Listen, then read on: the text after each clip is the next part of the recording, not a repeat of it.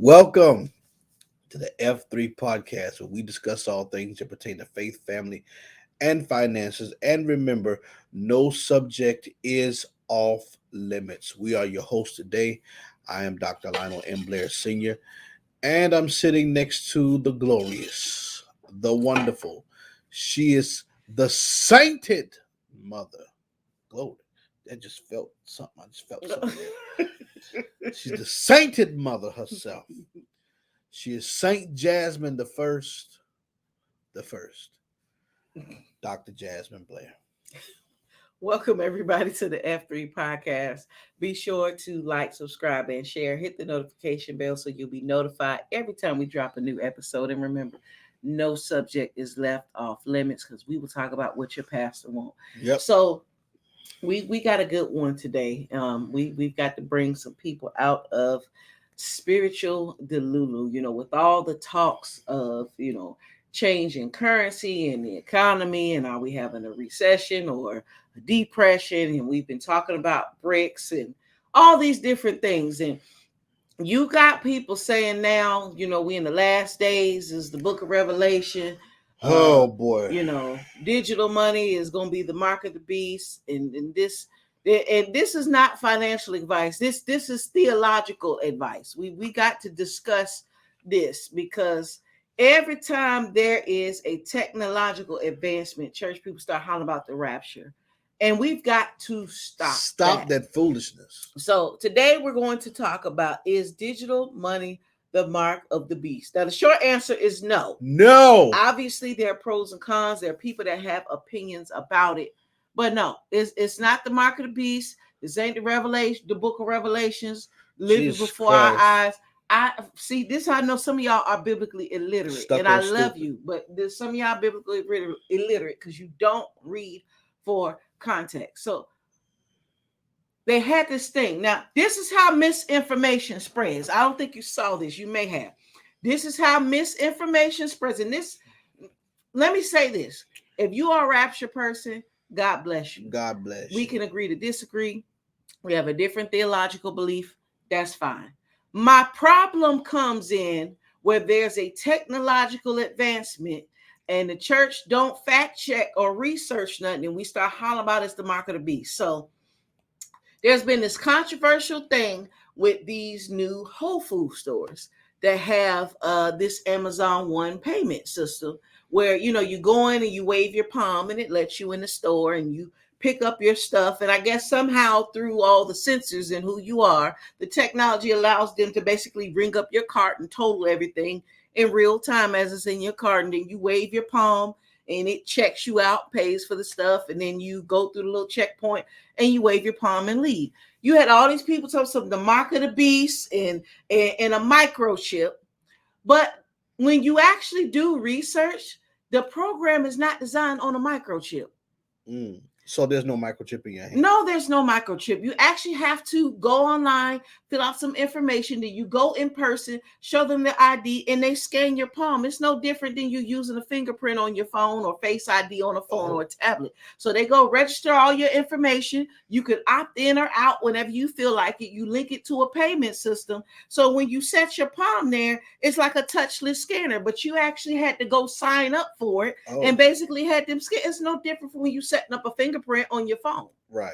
But all these people, oh my God, it's the mark of the beast. It's a chip. You got to have a chip to buy your grocery. That's not what they were doing.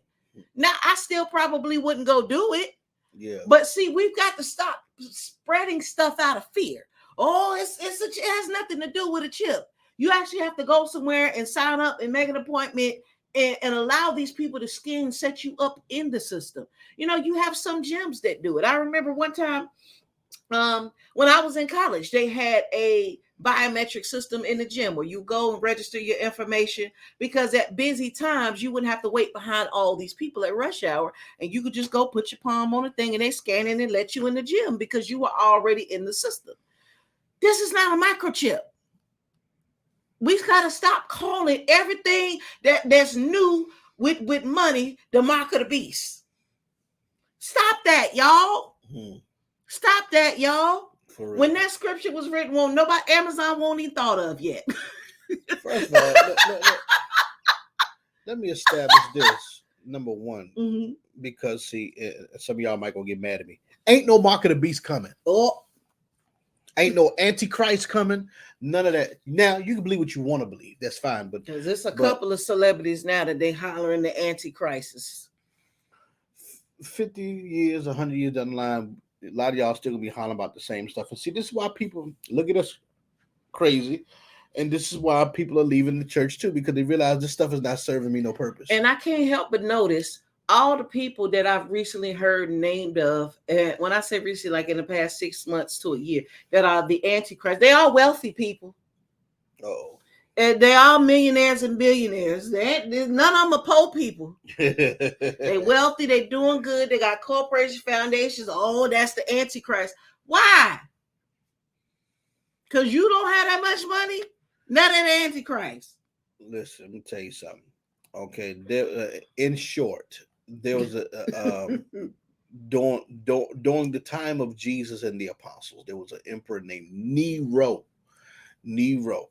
First of all, the Jews had a system of numerics in which every Hebrew letter had a numerical value. They call it the gematria or gematria, however you say it. Yep, y'all look Right? that up. So in the gematria, when Nero's name and title was spelled out as Neron Caesar, okay, according to the gematria, his numerics was equivalent to 666. The Bible speaks about the number of his name. The Bible told you, God told the Apostle John who the man of sin, who that man was. The man that was going to come on the scene. God told him exactly who he was. And he spoke it in the language that he understood. Right. Okay. So he said the number of his name, the number of his name is 666. This was who the beast was, right? And literally, Nero's name, he was nicknamed the Beast. You're talking about a man that killed his children. He killed anybody who could succeed him, right? You talking about a man who would have a slave tied to the bedpost. You understand what I'm saying? And he have somebody lock him in a cage, and he act like an animal. And then when he get let out the cage, he start mauling the guy that was, tied to the bedpost. They nicknamed him the Beast. The same man, at the gate of the marketplace, okay, the gateway to the marketplace, erected an idol, a statue in his honor, right? And where they had a fire burning, right? And you could, if you went to the market, before you went to the market, you had to take the ash off the altar, and it had to be put on your forehead. What does that sound like? Right? He was talking to that generation, and exactly. You could not buy or sell unless you had that mark. That was Nero's mark, the mark of the beast. The mark of the beast. They had it. See, history confirms your Bible. I know a lot of I got friends and constituents and colleagues in the faith that don't agree with my position, but see, they won't study my position either, respectfully. But you got to understand that this system in place was already prophesied, right? So anything that happens today is mimicking what already originally happened back then. So y'all keep looking for the Antichrist to come, and he already came. You understand? Even the historians wrote about it. See, yeah, we don't study. We just go by what our favorite theologian teaches. And a lot of these theologians don't have the Holy Ghost. You understand? So I want to establish that first before we move on. Right. There is no mark of the beast coming. There is no Antichrist coming or anything like that. Is there a one world agenda, in the governments of the world? Possibly, yeah. But not according to biblical prophecy. Not according to biblical prophecy. It could be that they're trying to implement a system, an ancient system that was already erected back then. Because Mm-hmm. even a lot of these ancient religions are putting on new faces. Mm-hmm. You understand what I'm saying? So it could be the same thing. So when it comes to the evolution of currency, Yes. it is not Bible prophecy. A lot of y'all are afraid to touch this new money that's emerging, and Mm. you're missing the wealth transfer because you think that it's the mark of the beast. You think that it's a demonic system. No, the world is going through a great reset right now. The world is. The world is going through a great reset right now. And sadly, most believers gonna miss it. Mm-hmm. Scared, terrified of everything. Scared, a bunch of wussies. Scared of everything. God ain't made us to be this scared, y'all. You understand? Certain the doctors are demonically inspired to keep the church stagnant, Mm. to keep the church from becoming a superpower. Because as long as you're paranoid about the world around you, you're not going to engage it, and you're not going to be a proper representative of the kingdom of God in it. I'm telling you, we are in the midst of the wealth transfer right now. Right now. Right now. And like you said, you're not gonna get another opportunity like this for about what, another what, 100 years, 200 years? Another 250 years plus. Yeah, there's not gonna be At another least opportunity another like this. 250 years. Your grandmama's grandmama and them didn't even see this. Come on now, exactly. So, so you better study where money's going because it's going. Mm-hmm. Come on now, come on now.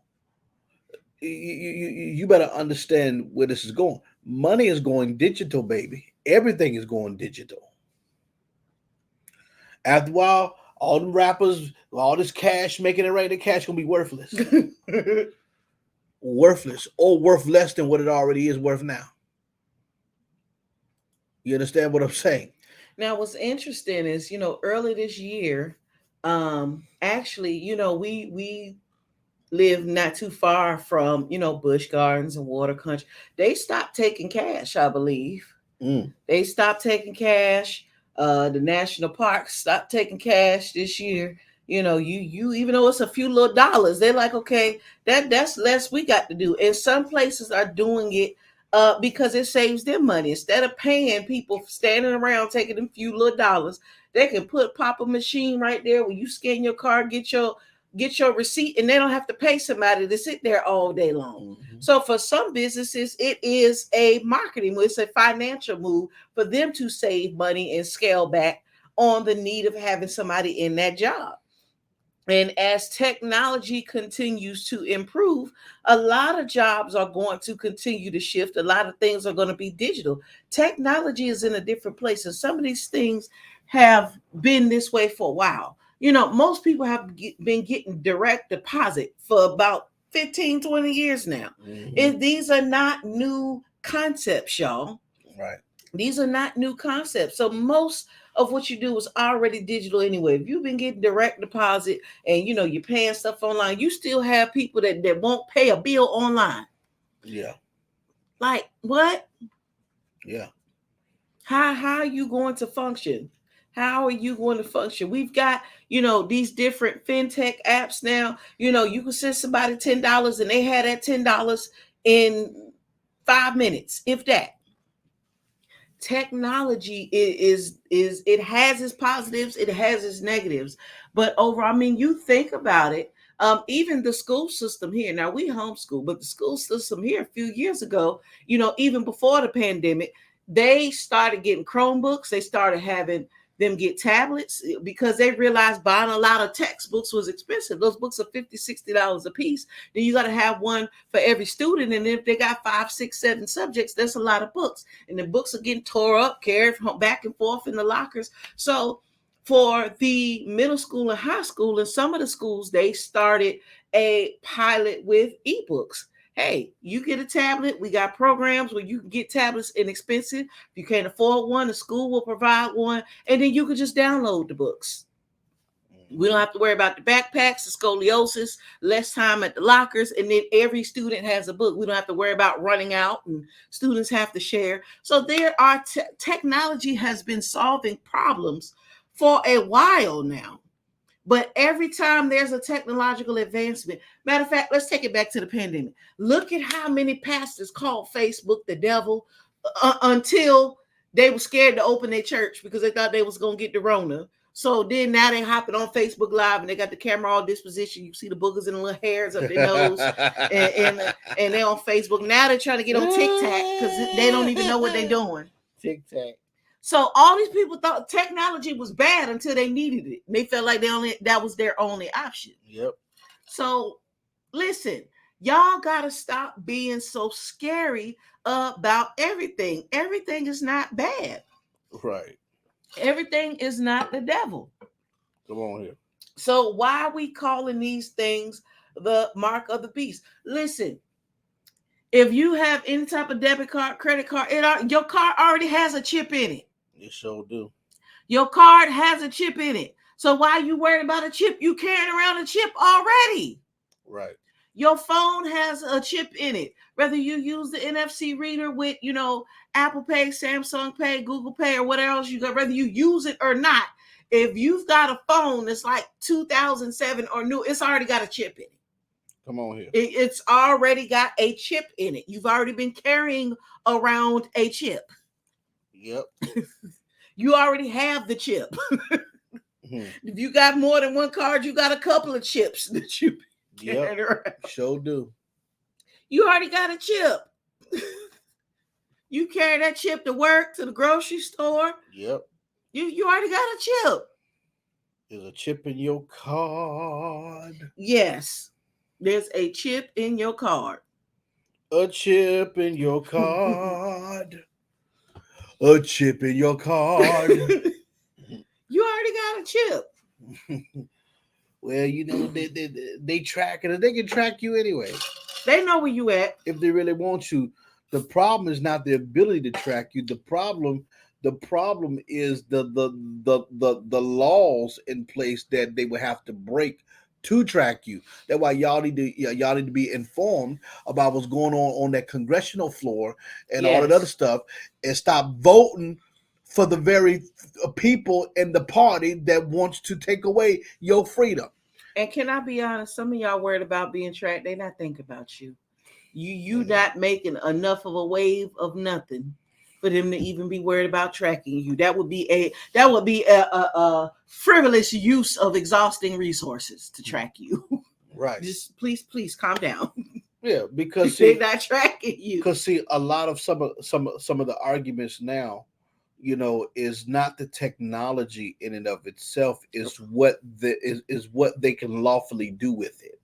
So how that data is stored, where it's going, if it's breached, that don't make it the mark of the beast. No, that don't make it the mark of the beast. You see what I'm saying? So, but a lot of y'all are not informed on this kind of stuff because you so busy being hooped at by your paranoid pastor. Mm-hmm. Okay, who was indirectly discipled by Cyrus Scofield and John Darby's theology. Okay, and now you all paranoid, and you talking about the end times. Jesus can come back and crack the sky any moment. We're gonna be on this earth for a long time. Get comfortable, y'all. Get comfortable. I'm serious. You may not have no flying car yet, but get comfortable. Mm-hmm.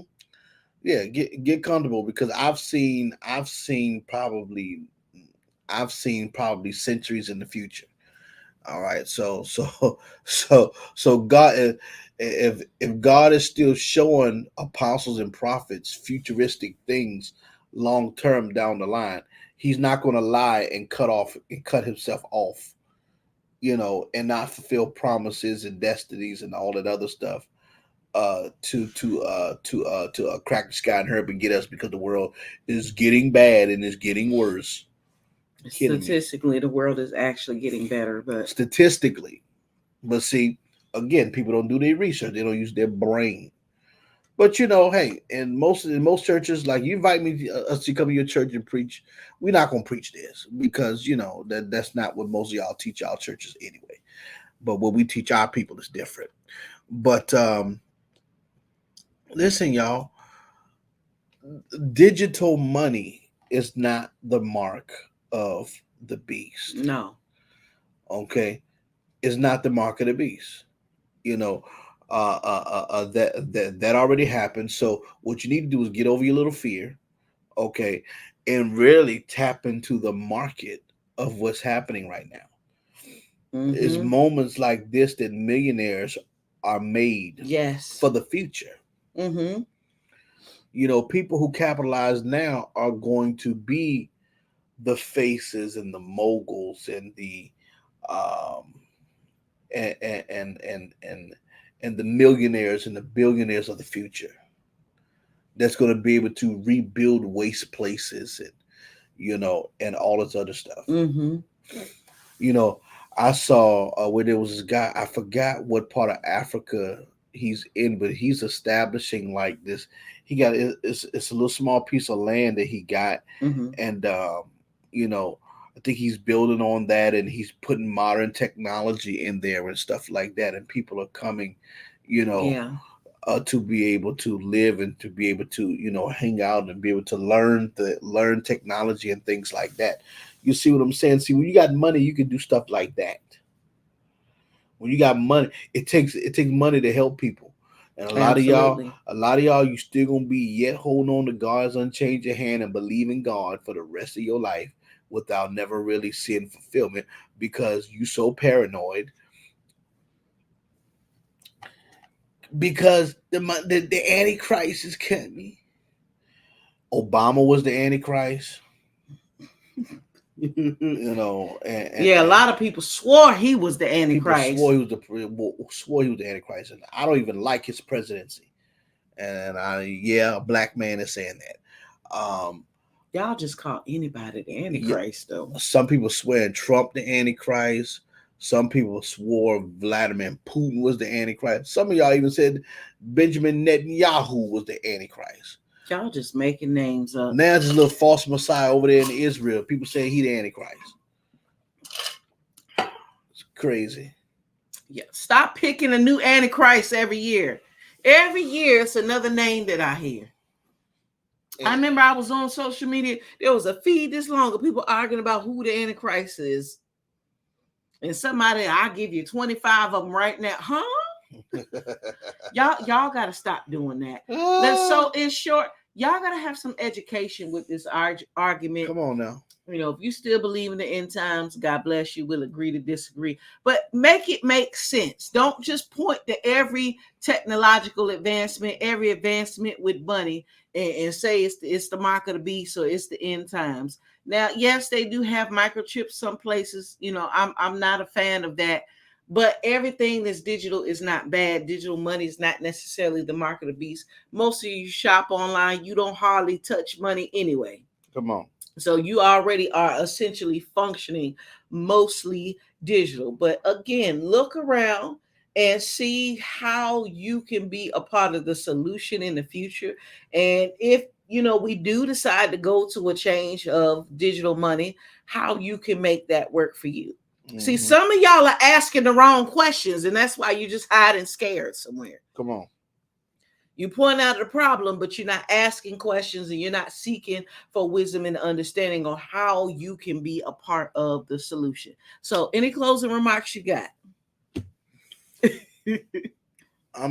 Listen.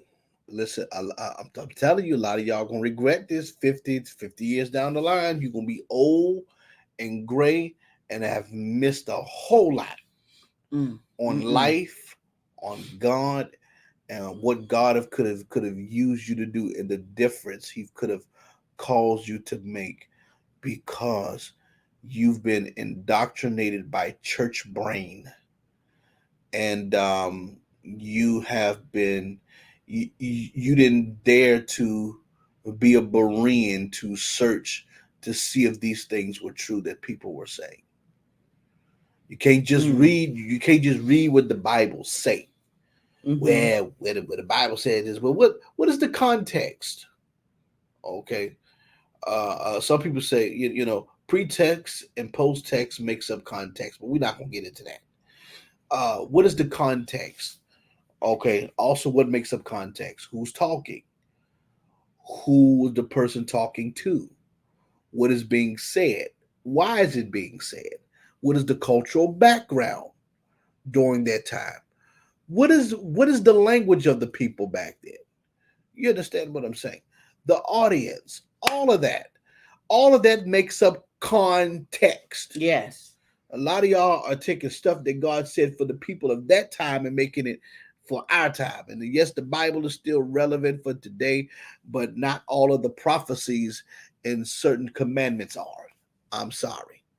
So, sorry to bust your little religious bubble, but somebody needed to give you that shock. Like, oh my God, I can't believe he said it. Yes, yes, yes. And guess what? I still prophesy, cast out devils. God used my hands to heal the sick. And guess what? God, it's going to continue to be that way even after this. Yes, indeed. Listen, tell us down in the comments what you think, what your experiences are. We definitely want to hear from you. Listen, thank you for joining us on the F3 podcast. Be sure to follow us over at IG at King in Queen Blair. Until next time on the F3 podcast. Goodbye.